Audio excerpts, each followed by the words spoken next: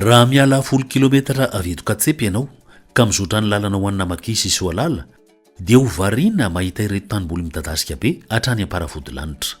Eto no beta-kilotra ary izao tanimboly tsy takabasy izao no antsoina hoe bloc agroécologique.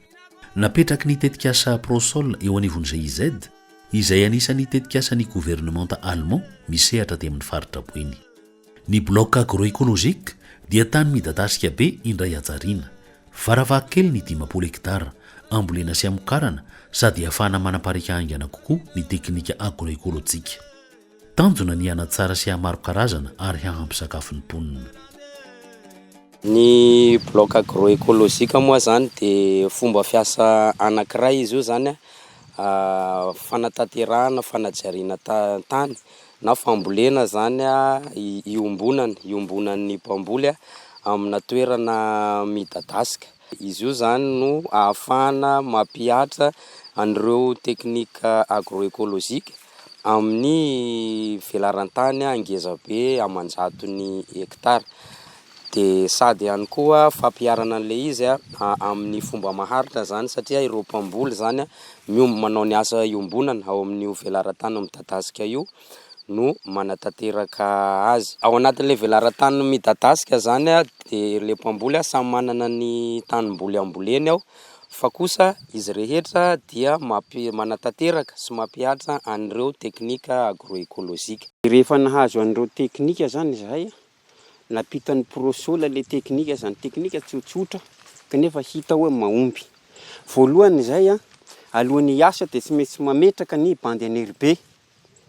Petraka aloha ny bandy aneribe, ny asan'ny bandy aneribe dia mba hiaro ny nofo tany mba tsy hokoan'ny riaka.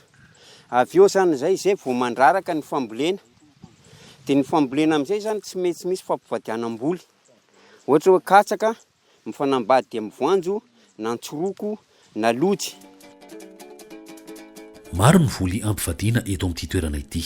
Ao ny ampemba, ny voanjo, ny mangahazo ary ny katsaka.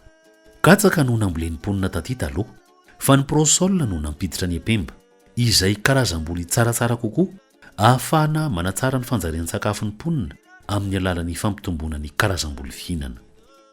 Taloha zay nisy taloha dia efa katsaka foana ambolenay, fa tafara raha fa tonga ny Prosol zany nampiofana anay hoe famadiam-boly dia tambatra amin'ny voly hafa le sorgho na voanjo na tsoroko na lojy na arakaraka ny fa tamin'ity zao voanjo nataonay tamin'ity.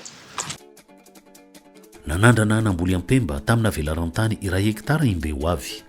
Hitany fa tsara ny vokatra ka izao izy dia manitatra amina velaran-tany 10 hektara sady mamokatra masom-boly. Maro ny nanaradiany mbeo avy tatorina nanaraka ny teknika vaovao.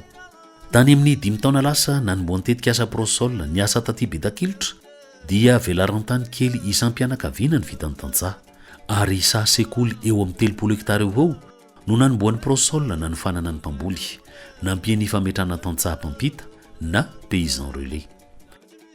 Tsy mijanona mihitsy zany izay fa mandeha manatoro mandeha misy isaka ny terrain isaka ny nany famboleny tantsaha anankiray zany dia tsy maintsy tongany mihitsy zany vatantenako zany manatoro anazy io. Rehefa tonga koa zany zao dia milaza zany zao atsika hiasa amin'ny toerana anankiray ao amin'izao dia misy zany zahay tsy mba misy hoe atsona grafo foana fa tonga dia efa miteny foana ho any amin'ny anina atsika ny androany io tonga dia tonga daholo na eto zany.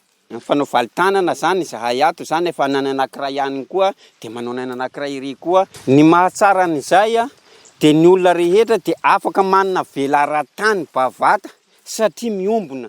Fa raha olona anankiray foana zany no anao eo tsy manana tany bavata izy fa kelikely foana ilay tany vitany.